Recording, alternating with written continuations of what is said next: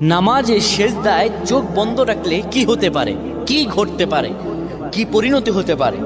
আমরা অনেকেই নামাজের সেজদায় চোখ বন্ধ রাখি। এটি আসলে আমাদের জন্য ভালো না ক্ষতি, এটি আমাদের জানতে হবে। নবী সাল্লাল্লাহু আলাইহি ওয়াসাল্লাম 532 নম্বর হাদিস সহিহ আল বুখারীতে বলেন, শোনো, তোমাদের মধ্যে কেউ যেন সেজদায় তার বাহুদয় যেন কুকুরের মতো না বিছিয়ে দেয়। অর্থাৎ এইভাবে অনেকে আমরা আছি, এইভাবে সেজদা দেই না। আমরা সেজদা এই যে বাহুদয় আমরা জমিনের মধ্যে লাগিয়ে দেই, রাসূলুল্লাহ স্পষ্টত নিষেধ করেছেন এইভাবে যেন কেউ সেজদা না দেয়। এইভাবে যদি সেজদা দেয় আল্লাহর দরবার তার নামাজ কবুল হবে না। শুধু তাই নয়, রাসূলুল্লাহ সাল্লাল্লাহু আলাইহি সাল্লাম সেজদার মধ্যে গিয়ে চক্ষু বন্ধ করা ঠিক নয়। যারা চক্ষু বন্ধ করবে, হয়তো মনের ভিতরে কোনো ফাহশা থাকলে সেটা দেখা যেতে পারে, কিংবা চক্ষু যদি বন্ধ করে রাখে তার এখানে কি আছে, সেজদার মধ্যে গিয়ে কি দেখতে পায় না দেখতে পায়